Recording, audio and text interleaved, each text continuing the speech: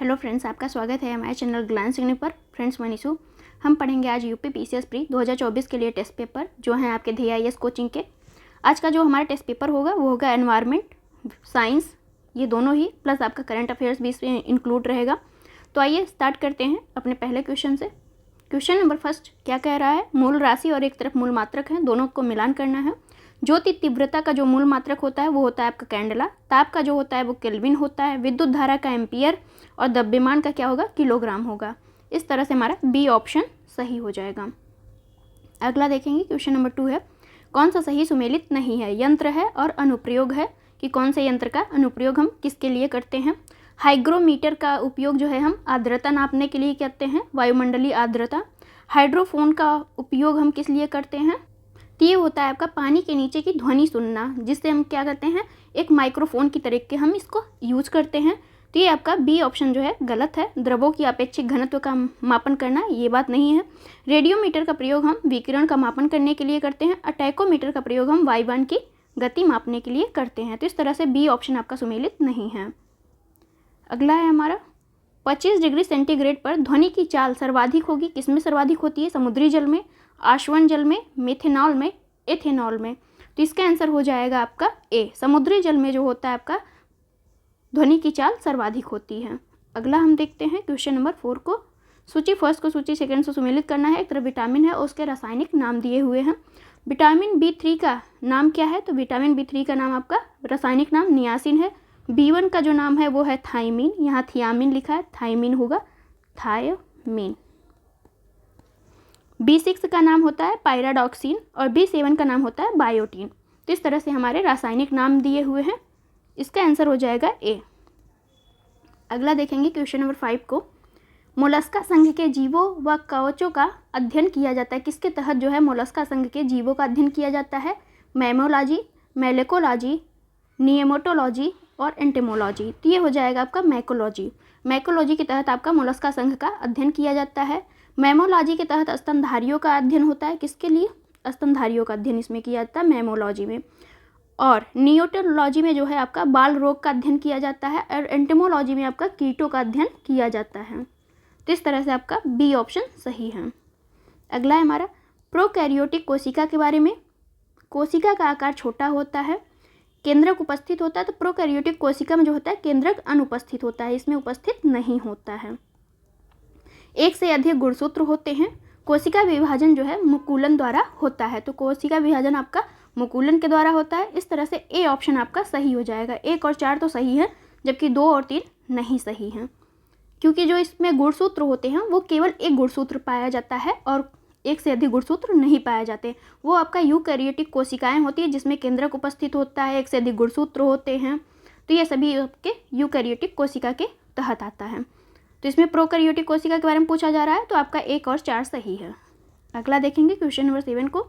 निम्नलिखित कथनों पर विचार करना है। माइक्रोकॉन्ड्रिया को कोशिका का ऊर्जागृह कहते हैं, जिसकी खोज रिचर्ड अल्टमैन ने किया था।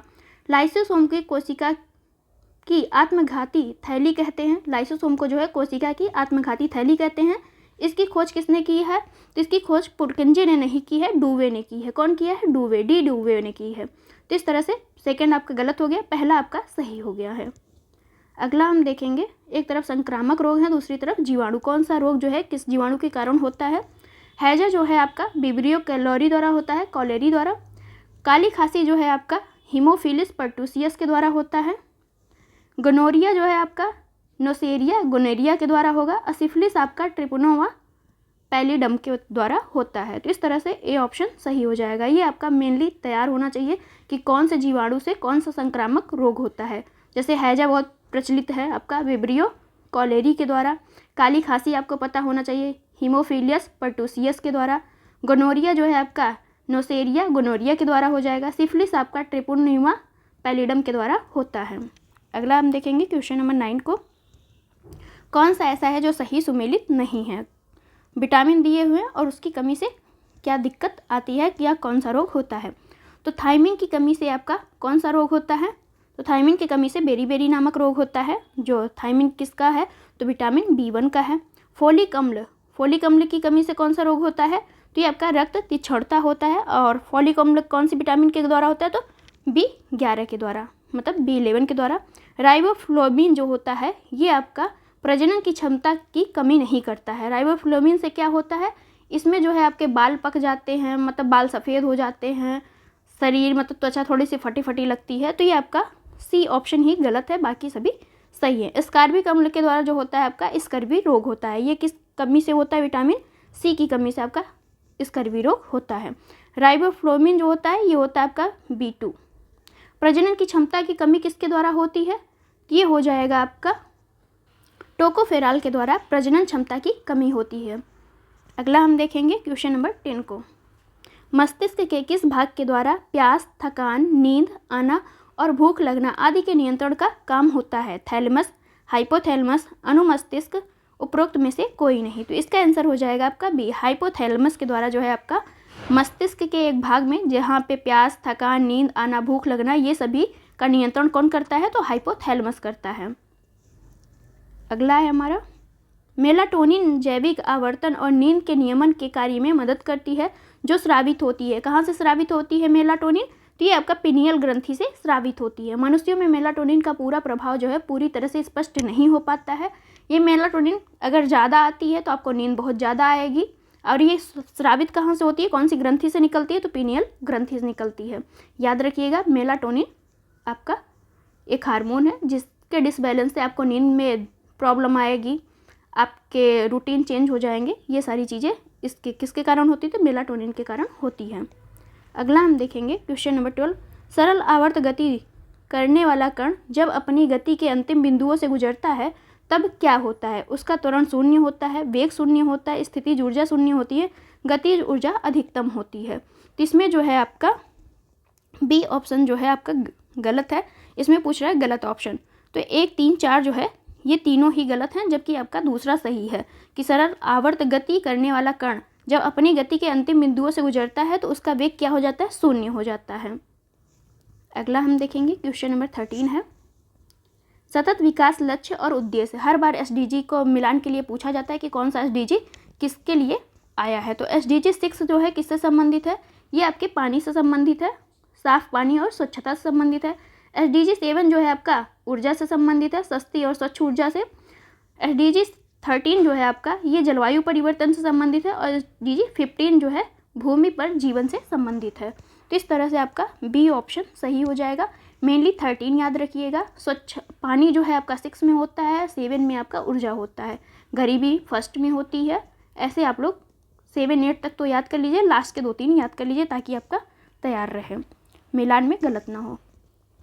जल में घुलनशील विटामिन है, कौन सा जो होता है जल में घुलनशील विटामिन होते हैं, तो B और C जो होते हैं ये दोनों ही विटामिन आपके जल में घुलनशील होते हैं। अब B कौन से विटामिन में है तो देखते हैं, कैल्सीफेरॉल, थायमिन, रेटिनॉल।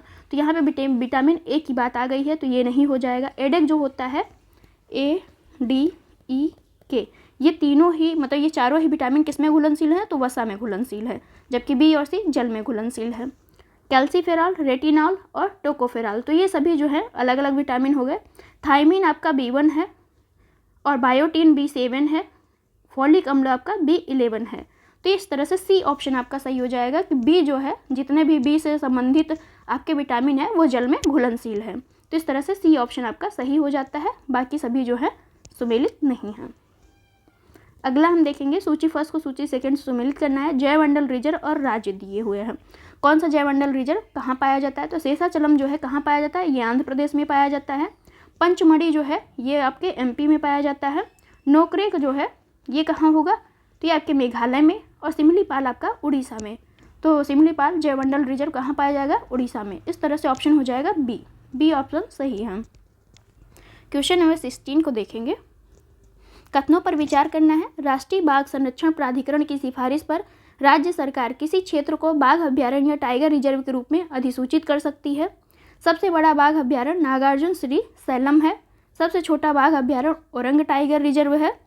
सर्वाधिक बाघ घनत्व वाला अभ्यारण्य कंचनजंगा राष्ट्रीय उद्यान है।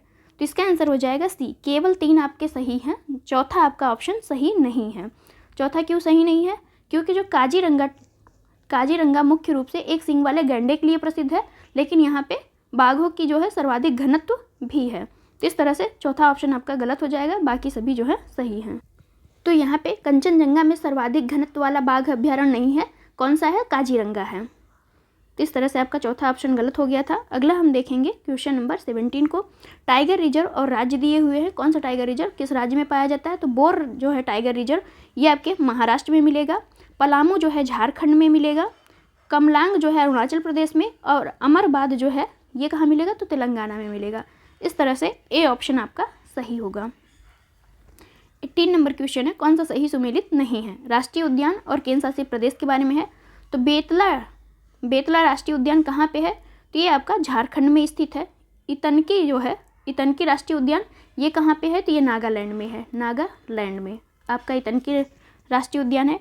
काजीनाग राष्ट्रीय उद्यान ये आपका कहाँ पे है, तो ये आपके जम्मू कश्मीर में है, जम्मू कश्मीर में है। बन्नेरघट्टा राष्ट्रीय उद्यान ये कहाँ है, तो ये आपका कर्नाटक में है। इस तरह से फर्स्ट और फोर्थ नंबर आपका सही है, बाकी जो है गलत है, 2 और 3 गलत है। तो गलत ही पूछ रहा है कि कौन सा जो है सही सुमेलित नहीं है, तो 2 और 3 आपके सही सुमेलित नहीं हैं। अगला हम देखेंगे क्वेश्चन नंबर 19 को। निम्नलिखित संयोजनों में से किस एक का वैद्युत खर्च 1 यूनिट होगा।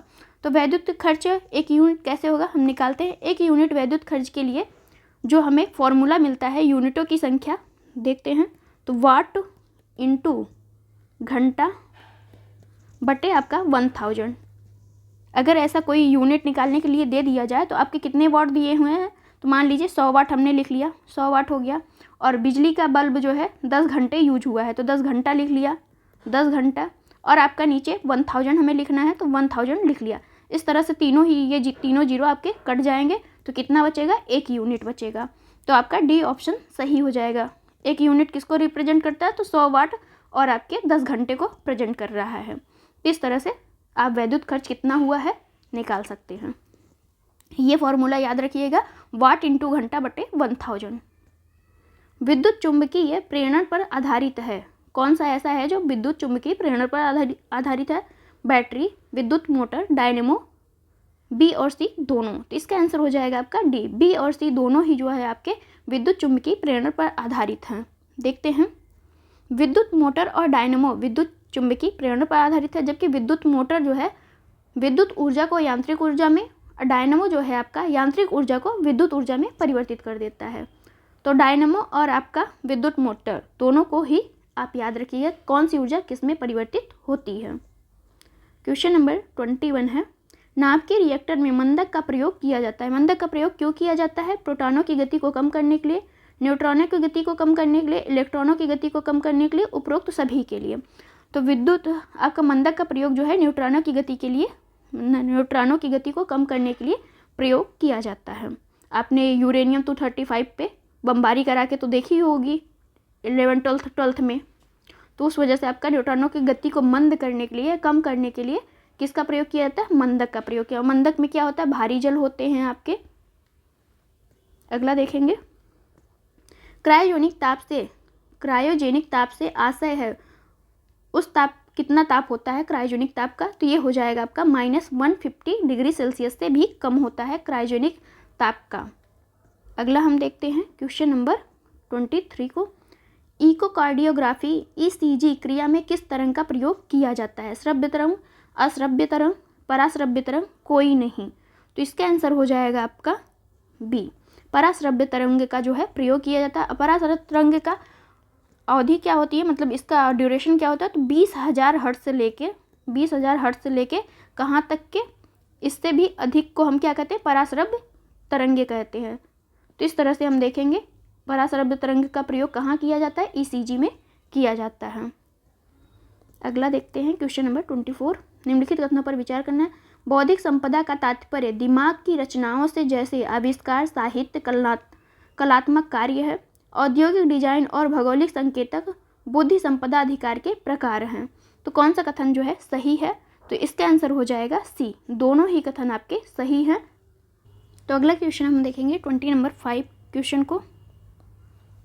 एडीज इजिप्टी मच्छर मुख्य रूप से निम्नलिखित में से कौन सी बीमारी फैलाता है, डेंगू बुखार, चिकनगुनिया, जीका बुखार, मलेरिया और जापानी इंसेफेलाइटिस, मायरो और पीले बुखार। तो इसका आंसर हो जाएगा आपका सी, 1, 2, 4 तीसरा क्यों गलत है? क्योंकि मलेरिया जो होता है आपके एडीज इजिप्टी मच्छर से नहीं होता, ये आपका परजीवी से होता है, जिसे हम क्या कहते हैं? पैरासाइट कहते हैं। तो इस तरह से आपका 1, 2, 4 तो सही है, क्योंकि ये एडीज इजिप्टी मच्छर के द्वारा फैलाए जाते हैं और ये वायरस भी होते हैं, जबकि आपका मलेरिया वायरस नहीं है, वो जीवाणु के द्वारा होता है। निम्नलिखित कथनों पर विचार करना है। ग्राफीन नैनोफिल्म त्रिविमीय नैनो पात्र है, नैनो पदार्थ है। फ्लोरीन एक विमीय नैनो पदार्थ है। उपरोक्त में से कौन सा कथन सही है? तो इसका आंसर हो जाएगा आपका डी।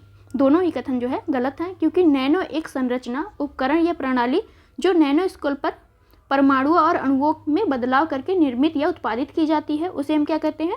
नैनो कहते हैं। 10⁻⁹ मीटर को क्या कहते हैं? नैनो, 1 नैनोमीटर के बराबर ये होता है। ग्राफीन नैनोफिल्म की द्विविमीय नैनो पदार्थ है, तो ये आपका त्रिविमीय नहीं है, 2 विमीय है, मतलब 2D में है, क्योंकि इसके तीनों विमाओं का आकार जो होता है एक नैनो स्केल से भी छोटा होता है, इसलिए हम क्या करते हैं? इसे द्विविमीय या 2D में इसके प्रेजेंट करते हैं। फ्लोरीन आपका 0 विमीय पदार्थ है। फ्लोरीन में आपका कोई विमीय, एक विमीय भी नहीं पाया जाता है, इस वजह से आपका ये दोनों ही आंसर गलत हो गए थे। अगला देखेंगे। प्रत्येक वर्ष 2 फरवरी को विश्व आर्द्र भूमि दिवस मनाया जाता है। भारत में कुल 75 रामसर स्थल हो गए, अब टोटल 80 हो गए हैं। जब ये टेस्ट पेपर बना था तब 75 ही थे। तमिलनाडु में रामसर स्थलों की संख्या टोटल 14 है, सबसे ज़्यादा आपका तमिलनाडु में है, उसके बाद आपका यूपी का स्थान आता है। इसके पश्चात यूपी में 10 रामसर स्थल है। नवाबगंज, पार्वती अर्गा, यशवंत सागर उत्तर प्रदेश के प्रमुख रामसर स्थल हैं। तो नवाबगंज और पार्वती अर्गा ये दोनों तो आपके यूपी के हैं, लेकिन यशवंत सागर कहाँ का है? तो ये आपका एमपी का आर्द्रभूमि स्थल है। तो इस वजह से थर्ड ऑप्शन, मतलब फोर्थ ऑप्शन आपका गलत हो गया। 1, 2, 3 सही हैं, तो 3 आपका, केवल 3 जो है इसमें सही है। अगर अब हम देखें तो इसमें केवल 2 ही सही हो जाएंगे, क्योंकि रामसर स्थल कितने हो गए हैं? 80 हो गए हैं। तो याद रखिएगा कि रामसर स्थल अब टोटल कितने हैं? 80 हैं। अगला देखेंगे हम 28 नंबर। भारत कब रामसर स्थल में शामिल होता है? आप लोग कमेंट बॉक्स में जरूर आंसर करें, ताकि आपको याद रहे, अगर पूछा जाए तो पता रहे। निम्नलिखित कथनों पर विचार करना है, देखते हैं। जलवायु परिवर्तन पर संयुक्त राष्ट्र फ्रेमवर्क अभिसमय वर्ष 1992 में हस्ताक्षरित एक वैश्विक समझौता है, जो वर्ष 1994 में प्रभावी हुआ। इसका सचिवालय जिनेवा, स्विट्जरलैंड में स्थित है। उपरोक्त में से कौन सा कथन सही है? तो इसका आंसर हो जाएगा आपका ए। केवल एक सही है कि जलवायु परिवर्तन पर संयुक्त राष्ट्र फ्रेमवर्क अभिसमय वर्ष 1992 में हस्ताक्षरित एक वैश्विक समझौता है, जो कब प्रभावी हुआ था? तो 1994 में प्रभावित हुआ था, मतलब प्रभावी या लागू हुआ था। जलवायु परिवर्तन पर संयुक्त राष्ट्र फ्रेमवर्क कन्वेंशन का सचिवालय कहाँ है? तो बॉन, जर्मनी में है, न कि स्विट्जरलैंड में। बॉन, जर्मनी, याद रखिएगा। अगला हम देखेंगे, क्वेश्चन नंबर है 29। निम्नलिखित में से कौन स्वस्थानीय संरक्षण का उदाहरण नहीं है? पवित्र रूप वन, चिड़ियाघर, समुद्र संरक्षित क्षेत्र, जंतु उद्यान, वन्य जीव अभ्यारण्य। तो इसका आंसर हो जाएगा आपका बी। 2 और 4, चिड़ियाघर और जंतु विज्ञान, ये दोनों ही आपके किससे संबंधित है? तो ये बाह्य स्थानीय संरक्षण से संबंधित है।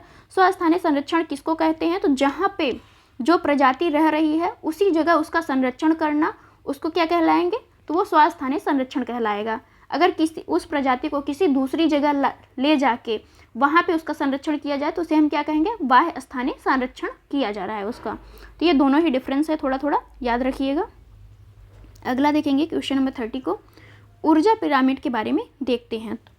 हमेशा उल्टा और लंबवत होता है, तो ऊर्जा पिरामिड जो होता है हमेशा सीधा होता है। याद रख लीजिए कि ऊर्जा पिरामिड कभी उल्टा होता ही नहीं, ये हमेशा सीधा और लंबा होता है। पोषी स्तर पर ऊर्जा के प्रवाह को दर्शाता है, तो ये हर एक पोषी स्तर पर ऊर्जा के प्रवाह क्या होता है? न्यूनतम होता जाता है।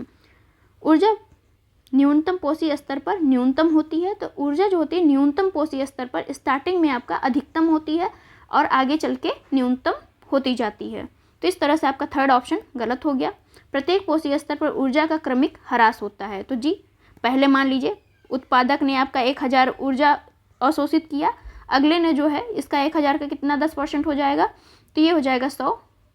तो 1000 का 10%, अगले वाले ने मान लीजिए उत्पादक ने कितना यूज किया था? 1000 यूज किया ऊर्जा, और दूसरे जो होते हैं शाकाहारी वो कितना करता है? 100 करता है, और फिर जो इसका होता है तो वो 10 करेगा। तो इस तरह से हम देखेंगे कि ऊर्जा का ह्रास होता जा रहा है। तो ये जो है ऊर्जा का ह्रास का नियम किसने दिया था? तो ये लिंडमैन ने दिया था, इसे हम 10% का नियम भी कहते हैं। तो इस तरह से हमारा 1, 2, 4 1 2 4 तो सही हैं, सॉरी फर्स्ट भी गलत है क्योंकि यहाँ उल्टा दिया हुआ था, तो हम देखेंगे 2 और 4 तो सही हैं, बाकी 1 और 3 गलत हैं। अगला देखेंगे क्वेश्चन नंबर 31 को। ज़ूप्लांक्टन का बायोमास फाइटोप्लैंक्टन की तुलना में कम होता है। जलीय पारिस्थितिकी तंत्र में बायोमास का पिरामिड उल्टा होता है। तो इसका आंसर हो जाएगा आपका डी। ए गलत है लेकिन आर सही है। जलीय पारिस्थितिकी तंत्र में बायोमास का पिरामिड जो होता है वो उल्टा होता है, ये तो सही है आपका। ज़ूप्लांक्टन जो शाकाहारी, ज़ूप्लांक्टन को हम क्या कहेंगे, शाकाहारी कह सकते हैं। तो ये जो शाकाहारी का बायोमास है फाइटोप्लैंक्टन की तुलना में अधिक होता है, न कि कम होता है। तो इस तरह से आपका पहला इसी वजह से कम गलत है क्योंकि ये कम नहीं होता, अधिक होता है। क्वेश्चन नंबर है 32, देखते हैं। निम्न में से किस कण का शून्य आवेश होता है? इलेक्ट्रॉन, पॉजिट्रॉन, न्यूट्रिनो, अल्फा कण। तो ये जो होता है आपका न्यूट्रिनो का जो आवेश होता है वो क्या होता है, शून्य होता है। तो ये आपका हो जाएगा न्यूट्रिनो। अगला हम देखेंगे क्वेश्चन नंबर 33। निम्नलिखित में से कौन सा भौतिक परिवर्तन का उदाहरण है? तो जल का वाष्प में परिवर्तन होना भौतिक परिवर्तन है। पानी में चीनी का घुलना, विद्युत का बल्ब में चमकना, ये सभी जो हैं आपके भौतिक परिवर्तन हैं। भौतिक परिवर्तन क्या होता है?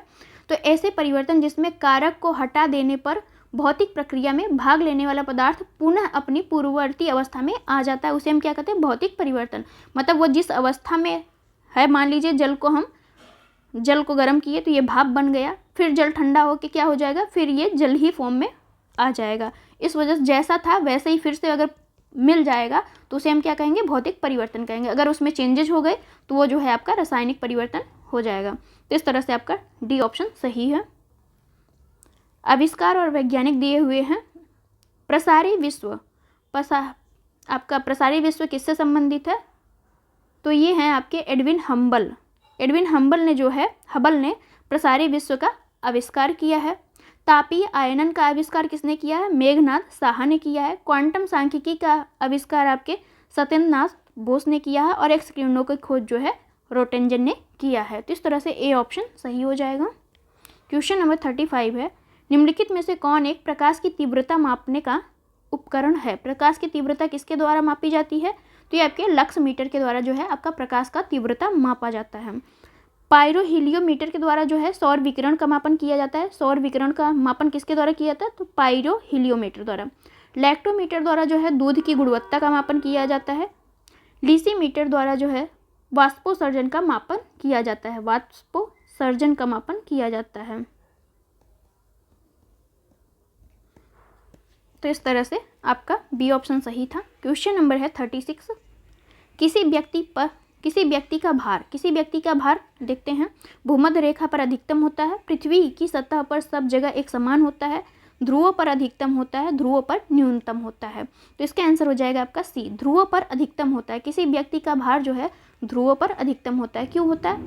क्योंकि गुरुत्वीय त्वरण का मान भूमध्य रेखा पर कम होता है और ध्रुवों पर सबसे अधिक होता है। इस वजह से आपका ध्रुवों पर व्यक्ति का भार जो होगा वो अधिकतम होगा।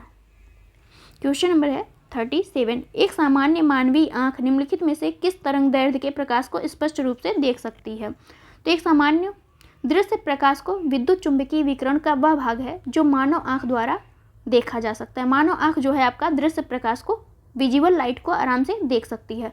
इसकी सामान्य मानव आंख जो होता है कहाँ से कहाँ तक देख सकती है? तो 390 nm से लेकर 750 Na तक देख सकती है।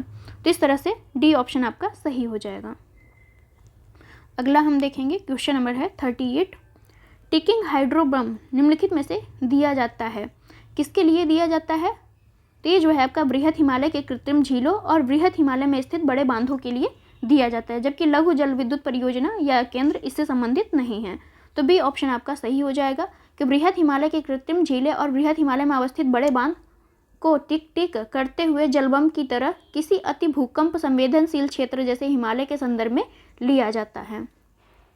अगला देखेंगे क्वेश्चन नंबर है 39। पर्यावरण एवं पारिस्थितिकी क्रियाशीलता कुछ नियमों पर आधारित होती है। इन नियमों के प्रतिपादक कौन थे? Barry Commoner, LaDonna Harris, Sonia Johnson, Rachel Carson. तो इसका आंसर हो जाएगा आपका ए, बैरी कोमोनोर जो हैं ये किससे संबंधित है? तो पर्यावरण एवं पारिस्थितिकी की क्रियाशीलता के मुख्यतः 4 नियम हैं। वो कौन कौन से हैं? तो इनका प्रतिपादन अमेरिकी बायोलॉजिस्ट और पर्यावरणविद बैरो कोमोनोर ने किया था। तो ये 4 नियम हैं आपके, प्रथम नियम, द्वितीय नियम, तृतीय नियम। इससे आपका ज़्यादा संबंध नहीं है, बस ये पर्यावरण एवं पारिस्थितिकी की क्रियाशीलता द्वारा जो नियम दिया गया, किसके द्वारा दिया गया? तो बैरी कोमोनोर के द्वारा दिया गया है।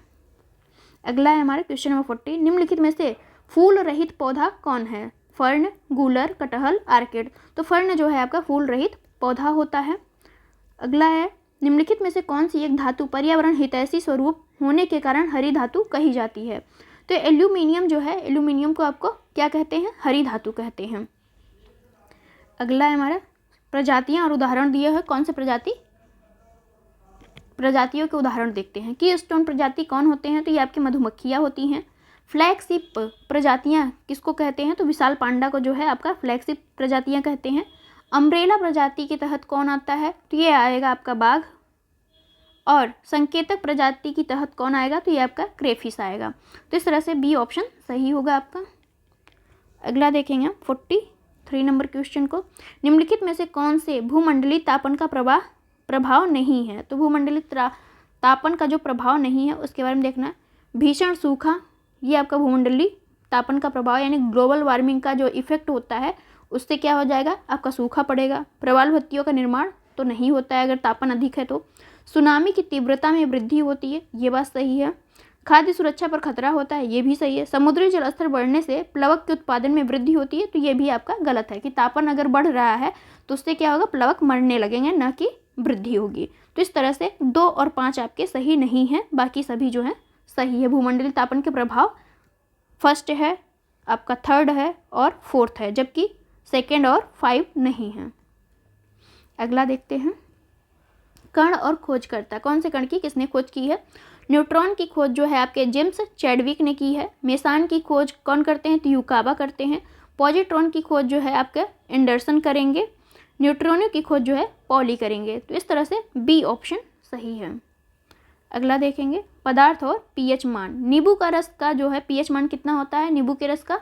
तो नींबू के रस के पीएच का मान हो जाएगा 2.4। मानव रक्त का पीएच मान कितना है? 7.4। शुद्ध जल का पीएच मान कितना होता है? 7 होता है। और शराब का कितना होता है? तो 3.8 होता है। तो इस तरह से हो जाएगा आपका ए ऑप्शन सही।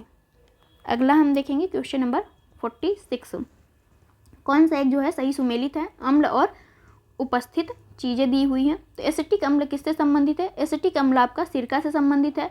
लैक्टिक अम्ल आपका किससे संबंधित है? तो ये आपके दही नहीं, दूध से संबंधित है। किससे? दूध से। ऑक्जेलिक अम्ल किससे संबंधित है? तो ये आपके टमाटर में ऑक्जेलिक अम्ल पाया जाता है। तो इस तरह से आपका डी ऑप्शन जो है, तो यहाँ पे डी ऑप्शन सही दे रहा है कि और जो आपका एसिटिक अम्ल है ये सिरका में पाया जाता है। लैक्टिक अम्ल दूध और दही दोनों में पाया जाता है। ऑक्जेलिक अम्ल आपका पालक और टमाटर दोनों में पाया जाता है। तो इस तरह से डी ऑप्शन आपका सही हो जाएगा। मतलब कोई भी कथन जो है गलत नहीं है, सभी जो है सही हैं। पारिस्थितिक पिरामिड की अवधारणा 1927 में किसके द्वारा प्रतिपादित की गई थी? Victor Ernst, Charles Elton, Julian Huxley, Dennis Chitty. तो ये थे आपके बी ऑप्शन। चार्ल्स एटन द्वारा जो है पारिस्थितिकी पिरामिड की अवधारणा 1927 में प्रतिपादित की गई थी। इन्होंने क्या कहा था? किसी भी पारिस्थितिकी तंत्र के प्राथमिक उत्पादकों एवं उपभोक्ताओं की संख्या, जीव भार तथा संचित ऊर्जा में परस्पर संबंध होता है, ये इनका कहना था। अगला हम देखेंगे क्वेश्चन नंबर 48, निम्नलिखित में से कौन अन्य तीनों की तुलना में सबसे कम सूर्य के प्रकाश को परावर्तित करता है? तो सबसे कम सूर्य के प्रकाश को कौन परावर्तित करेगा? गहरे महासागर, प्रवाल सागर, रेतीले महासागर, हिमटोपियाँ। तो ये हो जाएगा आपका ए आंसर। गहरे महासागर में एक बार अगर प्रकाश चला गया तो ये बहुत कम मात्रा में आपका उस मतलब भेजेगा, यूँ कहे परावर्तित करेगा। बाकी प्रवाल आपका क्योंकि छिछले पे होता है तो ये मोस्टली आपका परावर्तन कर देगा प्रकाश को। रेतीले मरुस्थल भी आपका जितना प्रकाश आती है मोस्टली वापस हो जाती है। हिमपेटियाँ भी वही करती हैं, लेकिन सबसे ज़्यादा एब्जॉर्ब कौन कर लेगा? तो वो हो जाएगा आपका गहरे महासागर। अगला हम देखेंगे क्वेश्चन नंबर है 49, निम्नलिखित में से कौन से इकोटोन का उदाहरण है? घास भूमियाँ, ज्वार नदमुख, नदी तट। तो ये तीनों ही जो है इकोटोन का उदाहरण है। इकोटोन किसे कहते हैं? मान लीजिए ये आपकी ए प्रजाति है और ये आपकी बी प्रजाति है। इन दोनों के बीच का क्षेत्र क्या कहलाता है? इकोटोन कहलाता है। चाहे अब ऐसे मिला के आप बनाइए तो ये दोनों कहलाएंगे इकोटोन का क्षेत्र, और चाहे आप अलग अलग कर दीजिए तो ये दोनों आपके इकोटोन के क्षेत्र कहलाएंगे। तो ये घास भूमि, ज्वार नदमुख और नदी तट, ये तीनों ही आपके इकोटोन क्षेत्र में आते हैं। अगला हम देखेंगे, निम्नलिखित में से कौन सा एक सही युग्म सुमेलित नहीं है? उर्मिया झील आपका ईरान में है, बॉइलिंग झील डोमिनिका में है, फाइव फ्लावर झील कहाँ पे है? तो ये आपका जो है पाई जाएगी चीन में, ना कि यूएसए में। फाइव फ्लावर झील। रेड लैगून झील आपकी बोलिविया में है। तो इस तरह से सी ऑप्शन ही सही नहीं है, बाकी सभी जो है सही है। फाइव फिगर झील जो है आपका यूएसए में पाई जाती है, फाइव फिगर झील, या फ्लावर नहीं फिगर, याद रखिएगा। अगला है हमारा क्वेश्चन नंबर 51। कथनों पर विचार करना है। सोनार का प्रयोग महासागर में डूबी हुई वस्तु की स्थिति जानने के लिए किया जाता है। सोनार में उच्च आवृत्ति की अपश्रव्य तरंगों का प्रयोग किया जाता है। कौन सा कथन सही है? तो इसमें केवल एक कथन आपका सही है, क्योंकि सोनार में उच्च आवृत्ति की पराश्रव्य तरंगों का प्रयोग किया जाता है। पराश्रव्य तरंगों का जो होता है कितना होता है आवृत्ति? तो ये 20,000 हर्ट्ज से अधिक इनकी आवृत्ति होती है। इससे ज़्यादा पे हम पराश्रव्य तरंग आते हैं। अगला देखते हैं क्वेश्चन नंबर 52। धुएं का घनत्व मापने के लिए किसका प्रयोग किया जाता है? Crescograph, psychrometer, fathometer, Ringelmann scale. तो ये हो जाएगा आपका डी। रिंगलमैन स्केल का प्रयोग जो है धुएं का घनत्व मापने के लिए किया जाता है। अगला हम देखेंगे क्वेश्चन नंबर 53। चंद्रमा पर वायुमंडल नहीं है। चंद्रमा पर पलायन वेग से गैस के अणुओं का वेग ज़्यादा है। तो इसका आंसर है आपका ए। दोनों ही कथन जो हैं सही हैं, दोनों एक दूसरे की व्याख्या भी करते हैं। चंद्रमा पर वायुमंडल नहीं पाया जाता क्योंकि चंद्रमा पर पलायन वेग से गैस के अणुओं का वेग अधिक है, जिसके कारण भी वहाँ से पलायन कर जाते हैं। क्वेश्चन नंबर है 54। निम्नलिखित में से कौन सी घटना प्रकाश के अपवर्तन का उदाहरण नहीं है? तारों का टिमटिमाना, पानी से भरे बर्तन में पड़ा एक सिक्का जो अपने स्थान से उठा हुआ प्रतीत होता है, जल में डूबी हुई क्षण जो बाहर से देखा जाए तो वह छोटी और सतह पर मुड़ी हुई प्रतीत होती है, समुद्र का रंग नीला। तो इसका आंसर हो जाएगा आपका डी। समुद्र का रंग नीला जो है प्रकाश के प्रकीर्णन के कारण होता है, जबकि अपवर्तन के कारण तारों का टिमटिमाना, पानी से भरे बर्तन में आपका सिक्का जो है ऊपर उठा दिखना, डूबी हुई क्षण आपका ऊपर उठी हुई दिखना, ये सभी जो है आपके प्रकाश के अपवर्तन के उदाहरण हैं। अगला देखेंगे हम क्वेश्चन नंबर 55 को। मलेरिया रोग के बारे में देखेंगे। यह एक वायरस जनित रोग है। तो मलेरिया रोग आपका जीवाणु जनित रोग है। शायद ऊपर गलत हो गया कि वो परजीवी के द्वारा होता है, परजीवी रोग नहीं है। मलेरिया जो है आपका जीवाणु जनित रोग होता है। सॉरी, यहाँ भी आपका थोड़ा सा गलत हो गया कि मलेरिया जो है एक प्रोटोजोआ जनित रोग है जो आपका परजीवी के द्वारा ही होता है। तो मलेरिया जो है आपका वायरस जनित रोग नहीं है, इस वजह से ये गलत हो गया। इसका वाहक मादा एनफ्लीज मच्छर होती है, तो ये सही है। R21 या मैट्रिक्स एम मलेरिया की दूसरी वैक्सीन है जिसे WHO ने हाल ही में अपनी मंजूरी दी, तो ये भी सही है। इस वैक्सीन को ब्रिटेन के ऑक्सफोर्ड यूनिवर्सिटी द्वारा विकसित की गई। तो इसका आंसर हो जाएगा आपका सी। 2, 3, 4 तो सही है, लेकिन पहला सही नहीं है। अगला हम देखेंगे, भारतीय अंतरिक्ष अनुसंधान संगठन अपना दूसरा लॉन्च पोर्ट कहाँ स्थापित कर रहा है? कोल्लम में, बेंगलुरु में, चेन्नई में, कुलशेखरपट्टनम में। तो ये हो जाएगा आपका डी ऑप्शन। कुलशेखरपट्टनम कहाँ है? तो ये आपका तमिलनाडु में है। यहाँ पे जो है भारतीय अंतरिक्ष अनुसंधान संगठन अपना दूसरा लॉन्च पैड स्थापित कर रहा है। अगला हम देखेंगे क्वेश्चन नंबर है 57। जैव आवर्धन से सबसे अधिक किससे विपरीत रूप से प्रभावित होने की संभावना है? कीट, मछली, मानव, मवेशी। तो ये हो जाएगा आपका सी ऑप्शन, मानव। जैव आवर्धन से सबसे अधिक किससे विपरीत रूप से प्रभावित होने का संभावना है? तो ये आपके मानव होंगे। जैव आवर्धन की प्रक्रिया द्वारा प्रदूषकों का संकेंद्रण आहार श्रृंखला के एक जीव से दूसरे जीव में हो जाता है। चूँकि मानव एक सर्वाहारी प्राणी है तो वो सभी जीवों का जो है भोजन करता है, मतलब चाहे आपका शाकाहारी हो या मांसाहारी। तो इससे क्या होगा, मानव में सबसे ज़्यादा विषैले पदार्थ पहुंच जाएंगे। इस वजह से क्या कह रहा है कि जैव आवर्धन में सबसे अधिक किसी विपरीत रूप से प्रभावित होने की संभावना है, तो ये आपका मानव होगा। अगला देखेंगे, निम्नलिखित में से कौन सा एक कालक्रमानुसार सबसे बाद में आया है? जैव विविधता अधिनियम आपका 2002 में आया था। वन्य जीव संरक्षण अधिनियम 1972 में आया है। प्रोजेक्ट हाथी जो है आपका 1973 में आया है, 1992 में आया है। प्रोजेक्ट हाथी 1992 में। प्रोजेक्ट टाइगर आपका 1973 में आया था। तो इस तरह से आपका सबसे बाद में कौन आया है, तो 2002 में आपका जैव विविधता अधिनियम आया है। अगला हम देखते हैं, पर्यावरण से संबंधित निम्नलिखित सम्मेलनों में गरीबी मिटाने हेतु विश्व एकजुटता कोष की स्थापना किस सम्मेलन में की गई थी? नई दिल्ली सम्मेलन 2002, जोहान्सबर्ग सम्मेलन 2002, स्टॉकहोम सम्मेलन 2004, मॉन्ट्रियल सम्मेलन 2005। तो इसका आंसर हो जाएगा आपका बी, जोहान्सबर्ग सम्मेलन 2002 में जो है जल एवं स्वच्छता, ऊर्जा, स्वास्थ्य एवं कृषि व जैव विविधता संबंधी मुद्दे उठाए गए थे, जिसमें गरीबी मिटाने हेतु विश्व एकजुटता कोष की स्थापना की गई थी। अगला देखेंगे, क्वेश्चन नंबर 60 है, यदि कर्क रेखा को आधार माना जाए तो यह भारतीय जलवायु को किन दो प्रमुख कटिबंधों में विभाजित करेगी? तो देखते हैं, ध्रुवीय और उपोष्ण, उष्ण तथा उपोष्ण, उष्ण तथा शीतोष्ण, उपोष्ण तथा शीतोष्ण। तो ये हो जाएगा आपका बी ऑप्शन, उष्ण तथा उपोष्ण। मान लीजिए भारत की, ये आपका पूरा भारत है और यहाँ से आपका कर्क रेखा गुजरती है, तो कर्क रेखा के बारे में 23.5 डिग्री आपका कर्क रेखा गुजरती है।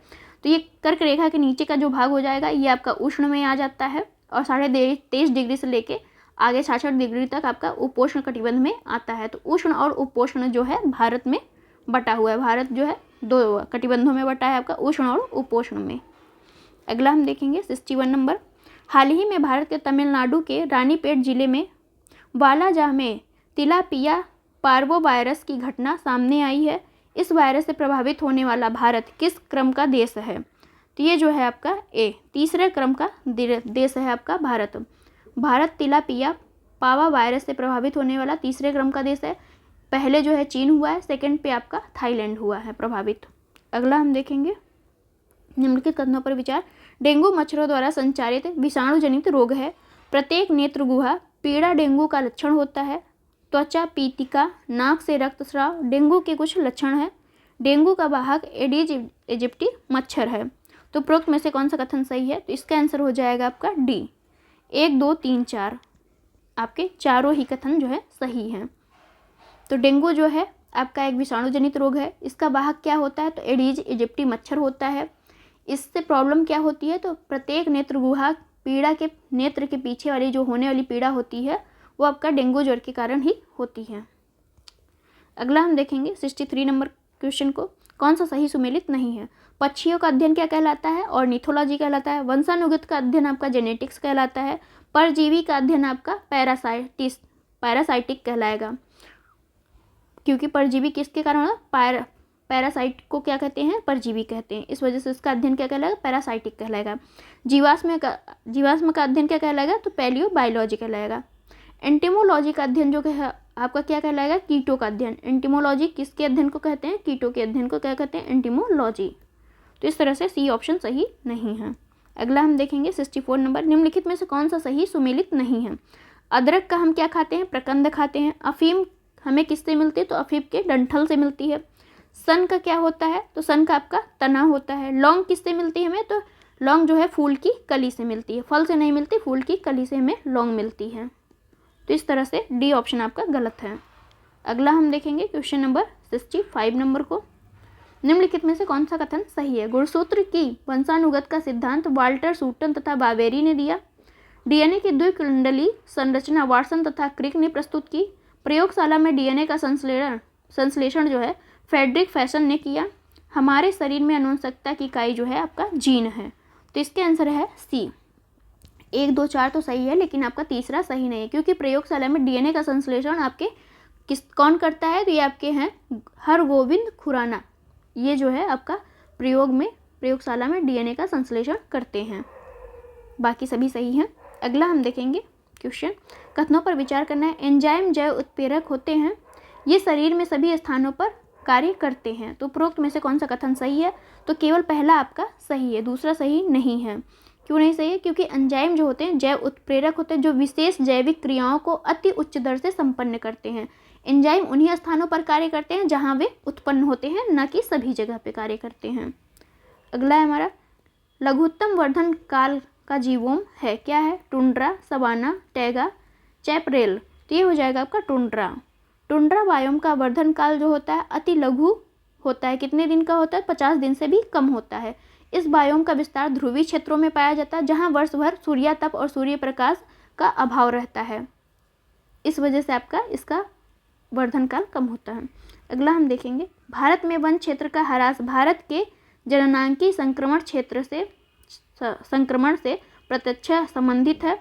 वन क्षेत्र एवं जनसंख्या वृद्धि में प्रायः नकारात्मक संबंध होता है। तो इसका आंसर हो जाएगा आपका ए। कथन और कारण दोनों ही सही हैं, दोनों एक दूसरे की व्याख्या भी करते हैं। अगला हम देखेंगे, क्वेश्चन नंबर है 69। कोपेन के अनुसार उत्तर प्रदेश का जलवायु प्रकार है। उत्तर प्रदेश का जलवायु प्रकार क्या है? तो CWG है। ये किस में आता है CWG? इसे कहते हैं, CWG को क्या कहते हैं? शुष्क शीत वाला मानसूनी प्रकार का जलवायु। ये कोपेन के अनुसार यूपी में बांटा गया है। अगला हम देखेंगे, याद रखिएगा, कौन सा बायोम सबसे कम जैव विविधता तथा जैव भार वाला बायोम है? टैगा, टुंड्रा, रूम सागरी, स्टेपी। तो इसका आंसर है आपका बी। टुंड्रा बायोम जो है ये सबसे कम जैव विविधता तथा जैव भार वाला बायोम है। अगला है हमारा क्वेश्चन, निम्नलिखित में से किन बादलों के साथ वर्षा, ओला तथा तड़ित झंझा होने की अधिक संभावना रहती है? स्तरीय बादल, कपासी बादल, उच्च कपासी, कपासी बादल। तो ये हो जाएगा आपका कपासी वर्षा बादल जो है। इसमें क्या होता है? कपासी वर्षा बादल अत्यधिक विस्तृत तथा गहरे बादल होते हैं। इनके साथ वर्षा, ओला, तड़ित झंझा होने की संभावना बनी रहती है।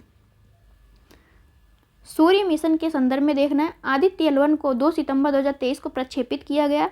इसे PSLV C57 प्रक्षेपण यान से प्रक्षेपित किया गया। यह सूर्य तक पहुंचने में 125 दिन लेगा। आदित्य L1 के साथ 6 पेलोड भेजे गए हैं। कौन सा कथन जो है सही है? ए ऑप्शन आपका सही है। 1, 2, 3 तो सही है, लेकिन आपका चौथा सही नहीं है। क्यों नहीं सही है चौथा? क्योंकि इसमें टोटल 7 पेलोड भेजे गए हैं, न कि 6 भेजे गए हैं। अगला है हमारा, निम्नलिखित कथनों पर विचार करना है। आरोग्य मैत्री एक एयर लिफ्ट किया जा सकने वाला पोर्टेबल अस्पताल है। इसकी स्थापना जर्मनी में की गई है। तो इसका आंसर क्या है? तो ए ऑप्शन आपका सही है कि आरोग्य मैत्री आपका एक एयर लिफ्ट किया जाने सकने वाला पोर्टेबल अस्पताल है। इसकी स्थापना आपका गुरुग्राम में की गई है। कहाँ पे की गई है? तो ये आपके दिल्ली क्या हरियाणा गुरुग्राम में की गई है, मतलब इंडिया में ही की गई है। अगला हम देखते हैं क्वेश्चन नंबर 74 को। 25 दिसंबर 2023 को नई दिल्ली में इंडिया गेट से देश की पहली हाइड्रोजन ईंधन बस को हरी झंडी दिखाई गई। निम्न में से किसने इसे हरी झंडी दिखाई थी? तो हरी झंडी किसने दिखाई थी देखते हैं। तो ये हैं आपके हरदीप सिंह पुरी ने जो है आपकी हरी झंडी दिखाई। अगला है, कोले आर्द्र भूमि के संदर्भ में कथन दिए हुए हैं, देखते हैं। कोले आर्द्र भूमि केरल राज्य में स्थित है। वर्तमान समय में यह एक विदेशी आक्रामक प्रजाति कैबोम्बा फुरकुटा के खतरे का सामना कर रही है। सही कथन का चयन करना है। तो इसका आंसर है सी। दोनों ही कथन आपके सही है कि कोले आर्द्र भूमि केरल राज्य में स्थित सबसे बड़ा आर्द्र उष्णकटिबंधीय पारिस्थितिकी तंत्र है, जो दक्षिण में चलाकुड़ी नदी के तट पर भरतपूजा नदी के दक्षिणी तट तक विस्तृत है। बाकी आपके ये प्रजाति इससे ज़्यादा प्रभावित है। निम्नलिखित कथनों पर विचार करना है। डकार घोषणा 2023 जलवायु परिवर्तन से संबंधित है। इसे 46 विकसित देशों द्वारा जारी किया गया है। तो इसका आंसर है ए। केवल एक सही है आपका कि COP28 जो है संयुक्त अरब अमीरात के दुबई में हुआ। उससे पहले विश्व के सबसे कम विकसित 46 देशों द्वारा डकार घोषणा पत्र 2023 जारी किया गया, जिसमें उनकी प्राथमिकताओं और अपेक्षाओं को रेखांकित किया गया था। अगला हम देखेंगे क्वेश्चन नंबर है 77। होप स्पाट के अंतर्गत भारत के कौन से क्षेत्र शामिल है? पूर्वी हिमालय, लक्षद्वीप, पश्चिमी घाट, अंडमान निकोबार द्वीप समूह। तो 2 और 4 जो है आपके होप स्पॉट में सम्मिलित हैं भारत के। होप स्पॉट की अवधारणा जो है इसका प्रतिपादन साल्विया अल ने किया था। अगला हम देखेंगे क्वेश्चन नंबर है 78। दूध या दुग्ध उत्पादों में वसा की मात्रा किस यंत्र द्वारा मापी जाती है? तो ये जो है आपके ब्यूटेरोमीटर द्वारा जो है वसा की मात्रा नापी जाती है। किसमें? दूध या दुग्ध उत्पाद जो होते हैं उसमें मापी जाती है। अगला देखेंगे क्वेश्चन नंबर है 78 के बाद 79। ढलानों पर मिट्टी के कटाव का परिणाम निम्नलिखित तरीके से होता है। तो देखते हैं किस किस तरीके से होता है। मिट्टी के कटाव या मृदा अपरदन के पश्चात ढलानों पर क्रमशः अग्रलिखित प्रभाव होता है। पहले आपका नलिका बनती है, उसके पश्चात और नलिका बनेगी और तत्पश्चात आपका घाटी का निर्माण हो जाएगा। तो डी ऑप्शन आपका सही होगा यहाँ पे। 80 नंबर क्वेश्चन है, उष्णकटिबंधीय सदाबहार वनों की विशेषताओं में सम्मिलित नहीं है। कौन सा ऐसा है जो उष्णकटिबंधीय सदाबहार वन की विशेषता नहीं है? यहाँ घने वन होते हैं, वृक्ष की बहुरूपता होती है, कठोर लकड़ी होती है, अत्यधिक व्यावसायिक महत्व होता है। तो ये डी ऑप्शन आपका गलत हो जाए, क्योंकि अत्यधिक व्यावसायिक महत्व नहीं होता, क्योंकि इतने घने वन होते हैं कि यहाँ की लकड़ियों को काट पाना और यहाँ से व्यवसाय के लिए इसको तैयार कर पाना, ले जाना और ले आने में बहुत ज़्यादा प्रॉब्लम होती है। जैसे आप अमेजन का वन देख लीजिए, वहाँ पे कोई भी सोर्स आप इजीली वहाँ से निकाल नहीं सकते हैं। तो इसी वजह से आपका डी ऑप्शन सही हो जाएगा। क्वेश्चन नंबर है 81, कार्टेजेना जैव सुरक्षा प्रोटोकॉल का मुख्य उद्देश्य क्या है? जैव विविधता पर प्रत्यक्ष दबाव को कम करना, आधुनिक जैव तकनीक के संभावित खतरों से जैव विविधता की रक्षा करना, जैव विविधता और पारितंत्रीय सेवा से प्राप्त लाभों को बढ़ाना, इनमें से कोई नहीं। तो इसका आंसर हो जाएगा आपका बी, आधुनिक जैव तकनीक के संभावित खतरों से जैव विविधता की रक्षा करना। ये कार्टेजेना जैव सुरक्षा का उद्देश्य है।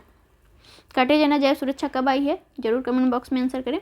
भारत में मृदा अपक्षय समस्या निम्नलिखित में से किससे संबंधित है? वेदिका कृषि से, वनोन्मूलन से, उष्णकटिबंधीय जलवायु से।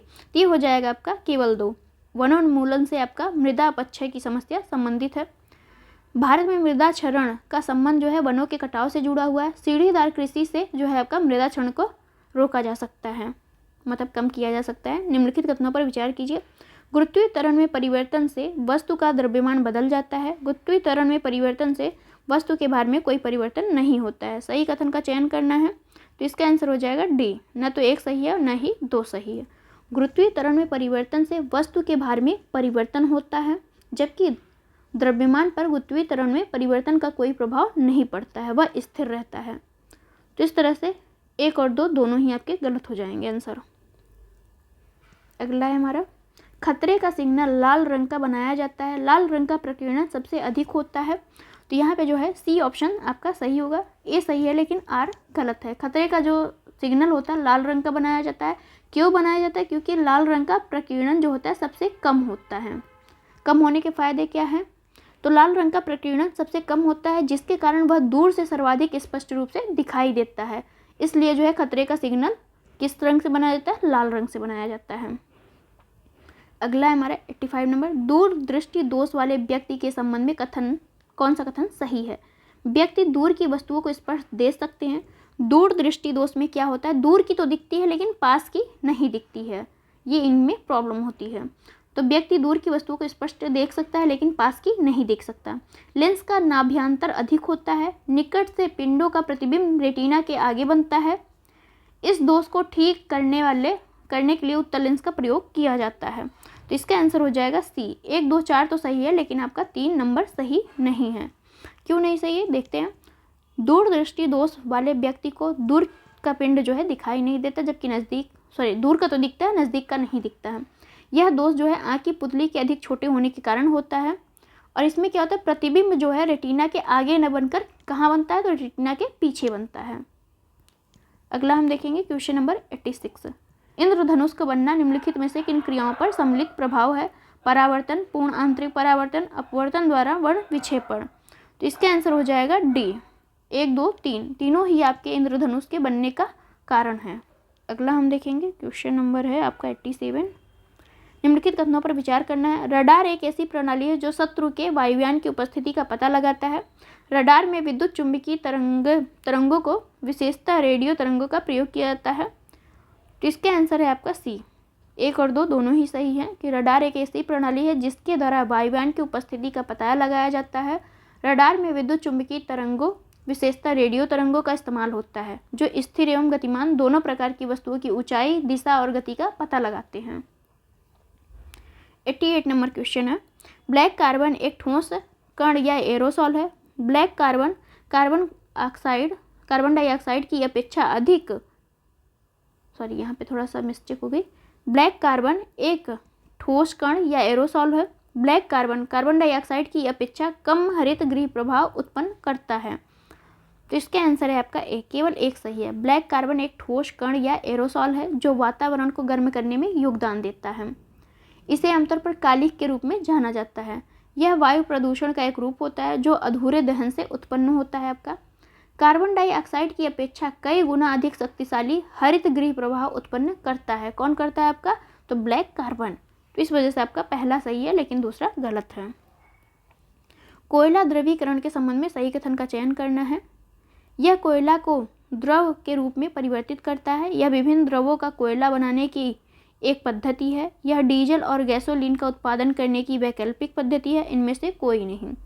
तो ये जो है आपका डीजल और गैसोलीन का उत्पादन करने की एक वैकल्पिक पद्धति है। अगला हम देखते हैं क्वेश्चन नंबर 19। सूची फर्स्ट को सूची सेकंड से सुमेलित करना है। एसीटोन जो है, एसीटोन कहाँ प्रयोग की जाती है? तो नाखून पॉलिश में आपका, नाखून पॉलिश अपसारक में आपका एसीटोन का प्रयोग किया जाता है। कार्बन टेट्राक्लोराइड का प्रयोग जो है अग्निशामक में किया जाता है। हाइड्रोजन पेरोक्साइड का प्रयोग आपका घावों की मरहम पट्टी में किया जाता है। द्रव अमोनिया का प्रयोग आपका प्रशीतक के रूप में किया जाता है। तो इस तरह से बी ऑप्शन सही है। अगला है 91 नंबर क्वेश्चन। निम्नलिखित में से या किसी भी पारिस्थितिकी तंत्र में केवल एक प्रजाति के पारिस्थितिकी संबंधों के अध्ययन को कहते हैं? क्या कहते हैं? तो इसे कहते हैं स्वपारिस्थितिकी। पारितंत्र की एक कार्यशील क्षेत्रीय इकाई होती है जिसमें भौतिक ऊर्जा और जैविक संघटकों के मध्य अंतर क्रियाएं होती रहती हैं। किसी भी पारिस्थितिकी तंत्र में केवल एक प्रजाति के पारिस्थितिकी संबंधों के अध्ययन को क्या कहते हैं? स्वपारिस्थितिकी कहते हैं। पारिस्थितिकी निकेत के संदर्भ में कौन सा कथन असत्य है? निकेत एक सूक्ष्म निवास होता है। पारिस्थितिकी निकेत शब्द का सर्वप्रथम प्रयोग ग्रीनेल्स ने किया। यह एक निकेत में पौधे एवं जीवों की विभिन्न प्रकार की जातियां एवं उपजातियां एक साथ निवास करती हैं। किसी निकेत में रहने वाली जाति एक दूसरे निकेत में रहने वाली जाति की पूरक होती है। तो इसका आंसर हो जाएगा आपका सी ऑप्शन सही नहीं है, बाकी सभी सही है कि निकेत एक सूक्ष्म आवास होता है जिसमें पौधे व जीवों की एक ही प्रजाति एक ही निवास में नहीं रह सकती है। मतलब एक प्रजाति के लिए एक निकेत जरूरी है, दूसरी प्रजाति के लिए दूसरी निकेत चाहिए। जैसे अपना रूम एक सिंगल रूम हमें चाहिए, उसमें किसी का भी इंटरफियर नहीं चाहिए, वो निकेत के लिए प्रयोग होता है। अगला हम देखते हैं क्वेश्चन नंबर 93। संख्या का पिरामिड उल्टा होता है? किस अवस्था में जो है संख्या का पिरामिड उल्टा होता है? घास स्थलीय पारितंत्र में, तालाब के पारितंत्र में, गन्ने के पारितंत्र में, रेगिस्तान के पारितंत्र में। तो ये हो जाएगा आपका गन्ने के पारितंत्र में आपका संख्या का पिरामिड उल्टा पाया जाता है। गन्ने का पारितंत्र एक प्रकार का परजीवी पारितंत्र होता है। उल्टा संख्या पिरामिड में पोषण स्तर संख्या में वृद्धि होती जाती है। अगला हम देखेंगे क्वेश्चन नंबर 94। निम्नलिखित में से कौन सा एक सम्मेलन प्रवासी प्रजातियों के संरक्षण से संबंधित है? तो कौन सा सम्मेलन जो है किया गया था? 1979 का बॉन समझौता जो है आपका किससे संबंधित है? तो प्रवासी प्रजातियों के संरक्षण से संबंधित है। कौन सा एक सुमेलित नहीं है? क्षेत्र और मुख्य संसाधन दिए हुए हैं, कौन से क्षेत्र में कौन सा संसाधन पाया जाता है? मध्य गंगा मैदान में जो है आपका मृदा संसाधन पाया जाता है। मालाबार तट में जो है जल संसाधन पाया जाता है। कोलाहन में जो है आपका खनिज संसाधन पाया जाता है, जबकि कच्छ में आपका वन संसाधन न मिलके यहाँ भी आपका खनिज संसाधन मिलता है। तो इस तरह से डी ऑप्शन आपका सही नहीं है। 96 नंबर क्वेश्चन देखेंगे। अपमार्जक मैले कपड़ों से सरलतापूर्वक तेल एवं अन्य गंदगी निकाल देते हैं। कठोर जल में उपस्थित कैल्शियम तथा मैग्नीशियम आयन के साथ कोई अविलय अवक्षेप नहीं बनाते हैं। तो इसके आंसर है ए। दोनों ही कथन सही हैं, दोनों एक दूसरे की व्याख्या भी कर रहे हैं। 97 नंबर क्वेश्चन। चंद्रयान 3 के संबंध में। चंद्रयान 3 को श्रीहरिकोटा स्थित सतीश धवन अंतरिक्ष केंद्र से 14 जुलाई को प्रक्षेपित किया गया। इसे रॉकेट LVM-3M4 द्वारा भेजा गया। चंद्रमा पर सफल सॉफ्ट लैंडिंग करने वाला भारत का तीसरा देश है। भारत जो है चंद्रमा पर सफल सॉफ्ट लैंडिंग करने वाला तीसरा नहीं चौथा देश है। चंद्रमा के दक्षिणी ध्रुव पर सॉफ्ट लैंडिंग करने वाला भारत पहला देश है। चंद्रमा के जो दक्षिणी ध्रुव है वहाँ पे अगर सॉफ्ट लैंडिंग किसने की है? तो भारत ने की। यह जो है पहला देश है। तो इस वजह से हम देखेंगे क्वेश्चन हो जाएगा आपका सी ऑप्शन। 1, 2, 4 तो सही है, लेकिन आपका थर्ड क्यों नहीं सही है? क्योंकि भारत जो है चौथा देश है। किसके बाद है? तो आपका USA, रूस और चाइना के बाद आपका इंडिया चौथा देश बनता है। अगला हम देखेंगे। निम्नलिखित कथनों पर विचार करना है। PBWRS1 गेहूं की एक नई किस्म है। इसे चेन्नई कृषि विश्वविद्यालय द्वारा विकसित किया गया है। कौन सा कथन सही है? तो कथन आपका एक सही है, केवल एक सही, क्योंकि इसे पंजाब कृषि विश्वविद्यालय द्वारा जो है विकसित किया गया है, न कि चेन्नई कृषि विश्वविद्यालय द्वारा। 99 नंबर क्वेश्चन, हाल ही में किए गए एक अध्ययन के अनुसार पारकाचिक ग्लेशियर बहुत तेजी से पिघल रहा है। यह ग्लेशियर भारत के किस राज्य या केंद्र शासित प्रदेश में स्थित है? तो ये जो है आपके लद्दाख में स्थित है। हाल ही में एक अध्ययन किया गया जिसके अनुसार लद्दाख में स्थित पारकाचिक ग्लेशियर बहुत तेजी से पिघल रहा है। इसके आसपास हिमनद झीलों का निर्माण हुआ है। अगला है हमारा मत्स्य 6000 या मत्स्य 6000 एक मानव युक्त वैज्ञानिक पनडुब्बी है जो गहरे समुद्र में खनन के लिए 6000 मीटर की गहराई तक जा सकती है। इसे राष्ट्रीय महासागर प्रौद्योगिकी संस्थान और पृथ्वी विज्ञान मंत्रालय ने संयुक्त रूप से विकसित किया है। कौन सा कथन सही है? तो इसका आंसर है आपका सी। दोनों ही कथन जो हैं इसके बारे में सही हैं। भारत ने एक वैज्ञानिक पनडुब्बी मत्स्य 6000 विकसित की है जो गहरे समुद्र में खनन के लिए 6000 मीटर की गहराई तक 3 लोगों को 12 घंटे के लिए ले जा सकती है। तो इसीलिए जो है इसका विकास किया गया है। G20 पर्यावरण और जलवायु स्थिरता मंत्रिपरिषद बैठक कहाँ संपन्न हुई है? तो ये जो है आपका तमिलनाडु चेन्नई में जो है संपन्न हुई है। अगला है हमारा मानव शरीर में सर्वाधिक प्रचुरता में पाया जाने वाला तत्वों का सही क्रम हमें देखना है कि कौन सा तत्व किस क्रम में पाया जाता है। तो सबसे अधिक आपका ऑक्सीजन पाया जाता है मनुष्य में, कितना? 65%। कार्बन कितना पाया जाता है? तो 18.5%। हाइड्रोजन जो है 9.5% और नाइट्रोजन 3.2% पाया जाता है। तो इस तरह से डी ऑप्शन आपका सही हो जाएगा। अगला है निम्नलिखित में से किसे आर्कटिक मरुस्थल के रूप में जाना जाता है? टैगा, विषुवतीय वन, मानसूनी वन, टुंड्रा। तो ये जो है आपका टुंड्रा को जो है आर्कटिक मरुस्थल के रूप में जाना जाता है। टुंड्रा को अत्यल्प एवं विरल जीव समुदाय एवं दुष्कर परिस्थितियों के कारण आर्कटिक मरुस्थल इसे कहा जाता है। यहाँ की जैव विविधता सबसे कम होती है और जैव भार भी यहाँ का कम होता है। अगला हम देखेंगे क्वेश्चन नंबर है 104। पारिस्थितिकी तंत्र में ऊर्जा का स्थानांतरण चक्रीय होता है। तो पारिस्थितिकी तंत्र में ऊर्जा का स्थानांतरण जो होता है एक दिवसीय प्रकार से होता है, न कि चक्रीय प्रकार से, एक दिवसीय। ऊर्जा स्थानांतरण के 10% का नियम लिंडमैन ने दिया था। कौन सा कथन असत्य है? तो पहला कथन आपका असत्य हो जाएगा, दूसरा आपका सही हो जाएगा। अगला है निम्नलिखित राष्ट्रीय उद्यानों को उनकी स्थापना वर्ष के क्रम में व्यवस्थित करना है। कौन सा राष्ट्रीय उद्यान की स्थापना कब की गई है? तो जिम कॉर्बेट की स्थापना कब की गई है? तो 1936 में की गई है। कान्हा की स्थापना 1955 में की गई है, 1955 में। कांजीरंगा की स्थापना जो है 1974 में की गई है, 1974 में। और साइलेंट वैली की स्थापना जो है ये 1984 में की गई है। तो इस तरह से आपका डी ऑप्शन सही हो जाएगा। उत्तर प्रदेश में सर्वाधिक नमभूमि या वेटलैंड क्षेत्र वाला जिला कौन सा है? तो सबसे ज़्यादा नमभूमि कहाँ पाई जाती है, आर्द्र भूमि कहाँ पाई जाती है? तो ये है आपका सोनभद्र में। आगे चलते हैं, क्वेश्चन नंबर है 107। राष्ट्रीय हरित प्राधिकरण के संबंध में कथनों पर विचार करना। इसकी स्थापना 18 अक्टूबर 2010 को की गई थी। इसका मुख्यालय दिल्ली में है। इसके 6 क्षेत्रीय कार्यालय हैं।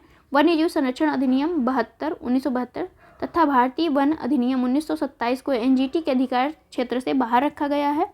कौन सा कथन सही है? तो इसका आंसर है आपका डी। 1, 2, 4 तो सही है, लेकिन आपका तीसरा जो है सही नहीं है। क्यों नहीं सही है देखते हैं तीसरा को। क्योंकि इसमें 4 क्षेत्रीय कार्यालय हैं, न कि 6। कौन कौन से हैं? तो भोपाल हो जाएगा, पुणे, कोलकाता, चेन्नई। अगला हम देखेंगे क्वेश्चन नंबर 108 को। निम्नलिखित कथनों पर विचार करना है। अग्नाशय मानव शरीर की सबसे बड़ी ग्रंथि है, एक मिश्रित ग्रंथि जिसमें एक अंतःस्रावी तथा बहिस्रावी दोनों प्रकार के भाग पाए जाते हैं। तो इसका आंसर हो जाएगा आपका बी। केवल दूसरा सही है जबकि पहला सही नहीं है। देखते हैं क्यों नहीं। क्योंकि अग्नाशय जो है मानव शरीर की दूसरी बड़ी ग्रंथि है, पहली नहीं है। पहली कौन है? तो पहली जो है यकृत होती है। मानव शरीर की सबसे बड़ी ग्रंथि आपकी यकृत होती है, दूसरी जो होती है अग्नाशय होती है। अग्नाशय एक मिश्रित ग्रंथि होती है जिसमें अंतःस्रावी और बहिस्रावी दोनों प्रकार की ग्रंथियां पाई जाती हैं। अगला हम देखते हैं। अग्नाशयी रस को पूर्ण पाचक रस कहा जाता है। इसमें कार्बोहाइड्रेट, वसा, प्रोटीन पचाने के लिए एंजाइम होते हैं। तो इसका आंसर है आपका ए। दोनों ही कथन आपके सही हैं, दोनों एक दूसरे की व्याख्या भी कर रहे हैं। विटामिन के संबंध में कौन सा कथन सही नहीं है? विटामिन जटिल कार्बनिक यौगिक होते हैं। यह शरीर में उपापचयी क्रियाओं में उत्प्रेरकों की क्रियाओं का नियंत्रण करते हैं। अधिकांश विटामिन मानव शरीर में संश्लेषित किए जाते हैं। तो मानव शरीर में विटामिन जो है संश्लेषित नहीं होते हैं। ये जो है हमें एक लिए जाते हैं बाहर से, हम इनको विटामिन को लेते हैं। विटामिन बी और सी जल में विलेय होते हैं। तो इस तरह से सी ऑप्शन आपका सही नहीं है, बाकी जो है सही है। अगला देखते हैं, क्वेश्चन नंबर 111। पीयूष ग्रंथि, जिसे हम पिट्यूटरी ग्रंथि भी कहते हैं, पीयूष ग्रंथि को मास्टर ग्रंथि कहते हैं। पीयूष ग्रंथि के कई हार्मोन अंतःस्रावी ग्रंथियां का नियंत्रण करते हैं। तो कौन सा सही है? तो इसका आंसर हो जाएगा सी। 1 और 2 दोनों ही सही हैं, क्योंकि पीयूष ग्रंथि आपकी मास्टर ग्रंथि कहलाती है। इसके जो है कई हार्मोन अंतःस्रावी ग्रंथियों का जो है नियंत्रण करते हैं। अगला है क्वेश्चन नंबर 112। निम्नलिखित में से कौन सा एक रोग जो जीवाणु जनित नहीं है? Typhoid, plague, diphtheria, dengue. Dengue आपका वायरस के द्वारा होता है, जबकि टाइफाइड, प्लेग, डिप्थीरिया जीवाणु के द्वारा होने वाला रोग है। बेरी रोग से शरीर का कौन सा अंग प्रभावित होता है? यकृत, त्वचा, अग्नाशय, तंत्रिका तंत्र। तो बेरी रोग, जिसे हम B1 कहते हैं, इससे क्या प्रभावित होता है? तो तंत्रिका तंत्र प्रभावित होता है। B1 का नाम क्या होता है? थायमीन होता है। और ये पॉलिश किए हुए चावल में हमें थायमीन की मात्रा पाई जाती है अधिक। कौन सा एक जो है सही सुमेलित नहीं है? आर्सेनिक 74 किससे संबंधित है? तो आर्सेनिक 74 आपका ट्यूमर की पहचान करता है।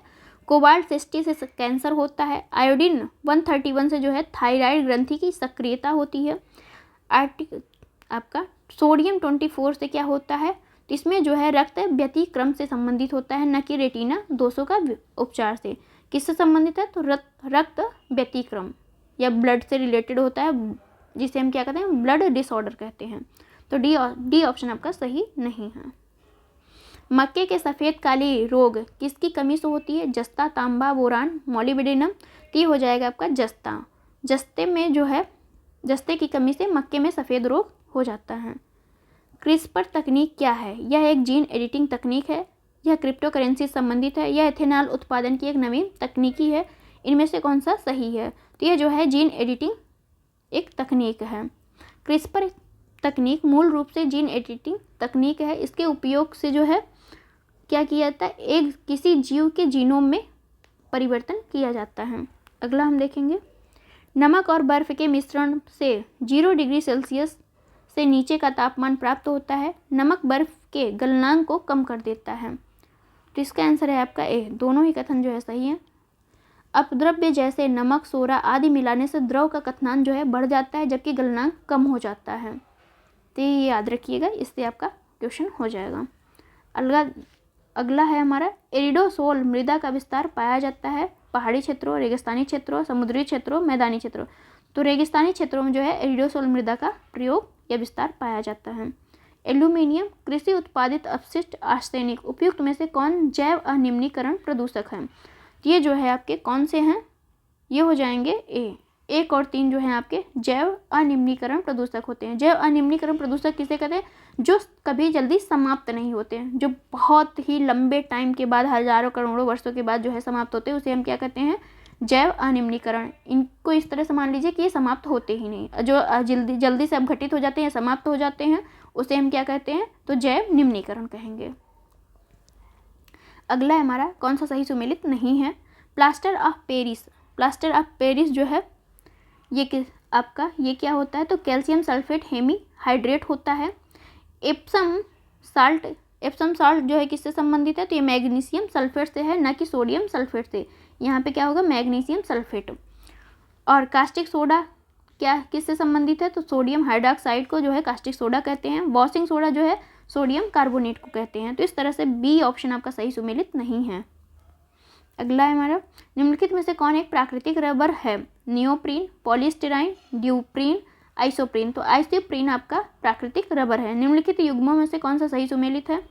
साइक्लोनाइट किससे संबंधित है? ये जो है आपका RDX से संबंधित है। नोबेल तेल जो है आपका ट्राई नाइट्रोग्लिसरीन से संबंधित है। गन कॉटन जो है नाइट्रोसेलुलोज से संबंधित है। इस वजह तीनों ही ऑप्शन आपके सही हैं। अगला है हमारा, निम्नलिखित में से किस एक का व्यापारिक नाम वुड स्प्रिट है? Ethyl alcohol, methyl alcohol, phenol, benzoic acid. तो ये हो जाएगा आपका मिथाइल अल्कोहल को, सॉरी यहाँ पे क्या हो जाएगा? मिथाइल अल्कोहल को हम क्या कहते हैं? वुड स्प्रिट कहते हैं। अगला देखेंगे, क्वेश्चन नंबर है आपका 24 नंबर है 124। सूची फर्स्ट को सूची सेकंड सुमेलित करना है। DDT जो है किससे संबंधित है, तो DDT से जो है DDT आपका कीटाणुनाशक होता है। एस्प्रिन जो है आपका ज्वरनाशक होता है। मिथाइल आइसोसाइनेट क्या है, एक विषैली गैस थी जो भोपाल त्रासदी से संबंधित है। कार्बन टेट्राक्लोराइड जो है अग्निशामक में प्रयोग किया जाता है। तो इस तरह से ए ऑप्शन सही हो जाएगा। अगला है तत्व और अयस्क। मैग्नीज का अयस्क क्या है, मैग्नीज का अयस्क आपका पाइरोलूसाइट है। कॉपर का अयस्क क्या है, एजुराइट है। एल्यूमिनियम का अयस्क जो है क्रायोलाइट है। और मरकरी का अयस्क सीनेबार होता है। तो डी ऑप्शन यहाँ पे सही है। अगला है हमारा 126 नंबर क्वेश्चन। जुलाई 2023 में एडगर रिंकेविक्स निम्नलिखित में से किस यूरोपीय देश के राष्ट्रपति बने, तो ये बने थे लाटविया के। ये एक समलैंगिक राष्ट्रपति हैं। पहले समलैंगिक राष्ट्रपति कौन है, तो एडगर रिंकेविक्स। कहाँ के बने हैं, तो लाटविया के बने हैं। जुलाई 2023 में निम्नलिखित शहरों में से कौन सा एक EPR क्रेडिट प्राप्त करने वाला देश का पहला शहर निकाय बना है, तो ये आपका इंदौर बना है। अगला देखेंगे क्वेश्चन नंबर 128 को। जुलाई 2023 में जारी all India tiger estimation report 2022 के अनुसार देश में बाघों की सर्वाधिक संख्या किस राज्य में है, तो सबसे ज़्यादा कहाँ पे है, तो ये आपका मध्य प्रदेश में है। कितने हैं, तो 3682 बाघ आपके मध्य प्रदेश में पाए जाते हैं। अगला हम देखेंगे, सॉरी यहाँ पे थोड़ा सा मिस्टेक हो गई आपकी। टोटल बाघ जो है आपके 3682 हैं और सबसे ज़्यादा कहाँ पाया जा रहा है, तो MP में कितना, 785। अगला देखते हैं। जुलाई 2023 में निम्नलिखित में से कौन सा एक देश सुपरमार्केट में सिंगल यूज प्लास्टिक उत्पाद बैग पर प्रतिबंध लगाने वाला विश्व का प्रथम देश बना है, तो ये जो है आपका न्यूजीलैंड। न्यूजीलैंड ने ऐसा किया है। अगला हम देखते हैं।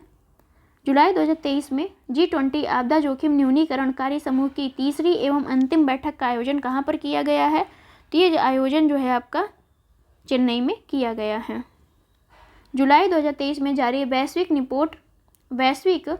निवेश रिपोर्ट 2023 के अनुसार 2022 में शीर्ष प्रत्यक्ष विदेशी निवेश अंतर प्रभाव वाले देशों में USA प्रथम स्थान पर है। यह रिपोर्ट कौन जारी करता है, तो यह जो है अंकटाड जारी करता है। वैश्विक निवेश रिपोर्ट कौन जारी करता है, अंकटाड जारी करता है। जुलाई 2023 में भारत की अध्यक्षता में संपन्न हुए 23वें संघाई सहयोग शिखर सम्मेलन में किस देश को अतिथि के रूप में आमंत्रित किया गया था, तो यह देश था आपका तुर्कमेनिस्तान। तुर्कमेनिस्तान को क्या है, आमंत्रित किया गया था। अगला हमारा रहेगा जीमेक्स। जीमेक्स किसके किसके बीच होता है, तो भारत और जापान के बीच जो है आपका जीमेक्स समुद्री युद्धाभ्यास होता है। तो जीमेक्स के बीच आपका क्या होता है, समुद्री सैन्याभ्यास मतलब युद्धाभ्यास। अगला हम देखेंगे क्वेश्चन नंबर है 134। जुलाई 2023 में तालीम नामक चक्रवाती तूफान से कौन सा देश प्रभावित था, तो ये देश था आपका चीन। चीन प्रभावित था। जुलाई 2023 में भारतीय नौसेना द्वारा INS कृपाण युद्धपोत किसको सौंपा गया है, तो ये आपके वियतनाम को सौंपा गया है। निम्नलिखित में से किस तिथि को चंद्रयान 3 मिशन का सफल प्रक्षेपण किया गया था, तो ये 14 जुलाई 2023 को जो है किया गया था सफल प्रक्षेपण। अगला हम देखेंगे क्वेश्चन नंबर है आपका 137। जुलाई 2023 में निम्नलिखित में से किस राज्य या केंद्र शासित प्रदेश में मानसिक स्वास्थ्य को समर्पित भारत का पहला चैटबॉट टेलीमानस जारी किया गया है, तो ये है आपका C, जम्मू कश्मीर को जो है जारी किया गया है। अगला है हमारा 2023 का। जुलाई 2023 में किस राज्य में मानव हाथी संघर्ष की समस्याओं के समाधान हेतु गजह कोथा अभियान शुरू किया गया है, तो ये जो शुरू किया गया है आपका असम के द्वारा शुरू किया गया है गजह कोथा अभियान। जुलाई 2023 में G20 श्रम एवं रोजगार मंत्रियों की बैठक का आयोजन कहाँ पर संपन्न हुआ था, तो ये हुआ था इंदौर में। अगला है हमारा क्वेश्चन नंबर 140। जुलाई 2023 में इंडिया पोस्ट एवं किस देश के पोस्ट के मध्य अंतर्राष्ट्रीय ट्रैक्ट पैकेट सेवा प्रारंभ की गई है, तो ये है आपका कनाडा के बीच की गई है। अंतर्राष्ट्रीय ट्रैक्ड पैकेट सेवा किसके बीच, इंडिया और कनाडा के बीच। जुलाई 2023 में भारतीय आम महोत्सव आमरस का आयोजन किस देश में हुआ है, तो ये हुआ है रूस के बीच। जुलाई 2023 में किस देश की संसद द्वारा सर्वोच्च न्यायालय के न्यायिक समीक्षा पर अंकुश हेतु एक विधेयक पारित किया गया है, तो ये विधेयक जो है आपके इजराइल के द्वारा पारित किया गया। इजराइल की संसद द्वारा सर्वोच्च न्यायालय के न्यायिक समीक्षा पर अंकुश लगाने हेतु एक विधेयक पारित किया गया है। जुलाई 2023 में निम्नलिखित में से किन्हीं देश का नया राष्ट्रीय साइबर सुरक्षा समन्वयक नियुक्त किया गया है, तो ये जो है आपके लेफ्टिनेंट जनरल MU नायर को जो है नियुक्त किया गया है। नोमैडिक एलिफेंट 2023 नामक संयुक्त सैन्याभ्यास का आयोजन भारत और किस देश के मध्य जुलाई 2023 में किया गया था? तो ये किया गया था आपके मंगोलिया के बीच। नोमैडिक एलिफेंट 2023 का आयोजन किसके किसके बीच में? मंगोलिया और भारत के बीच में। जुलाई 2023 में भारत अफ्रीका अंतर्राष्ट्रीय मोटा अनाज सम्मेलन कहाँ पर आयोजित किया गया है? तो ये आयोजित किया नैरोबी केन्या में। केन्या कहाँ है? दक्षिण अफ्रीका में है। जुलाई 2023 में निम्नलिखित में से किस देश में ग्लोबल गिब्बन नेटवर्क की पहली बैठक का आयोजन किया गया है? तो ग्लोबल आपका गिब्बन नेटवर्क का आयोजन कहाँ पे किया गया? चीन में किया गया। अगला है क्वेश्चन नंबर है 47 नंबर, जुलाई 2023 में निम्नलिखित में से किस राज्य में पीएम किसान सम्मेलन का आयोजन किया गया है? तो ये आपके राजस्थान में किया गया है। जुलाई 2023 में नीति आयोग द्वारा जारी बहुआयामी गरीबी मूल्य सूचकांक के आधार पर किस राज्य में गरीबी में सर्वाधिक गिरावट दर्ज की गई है? तो सबसे ज़्यादा गिरावट जो है आपके बिहार में दर्ज की गई है। बिहार के बाद एमपी, फिर आपका थर्ड पे यूपी आ जाएगा। अगला हम देखेंगे, जुलाई 2023 में केंद्र और राज्य की संयुक्त पहल के आधार पर उत्तर प्रदेश के 4 शहरों में सॉफ्टवेयर टेक्नोलॉजी पार्क स्थापित किए जाने की घोषणा की गई है। निम्नलिखित में से कौन सा एक शहर इसमें शामिल नहीं है? गोरखपुर, मागरा, वाराणसी, मेरठ। तो ये आपका मेरठ शामिल नहीं है। मेरठ की जगह कौन है? बरेली है। तो ये जो है 4 नगरों में या 4 शहरों में जो है आपका सॉफ्टवेयर टेक्नोलॉजी पार्क स्थापित किए जाएंगे। अगला है हमारा, जुलाई 2023 में निम्नलिखित में से कौन भारतीय नॉर्थ चैनल पार करने वाला सबसे कम उम्र के व्यक्ति हैं? तो ये बने हैं अंशुमन झिंगरन। तो इस तरह से आपके टोटल 150 क्वेश्चन हो गए फ्रेंड्स। आपको वीडियो कैसी लगी जरूर बताइएगा। Thank you.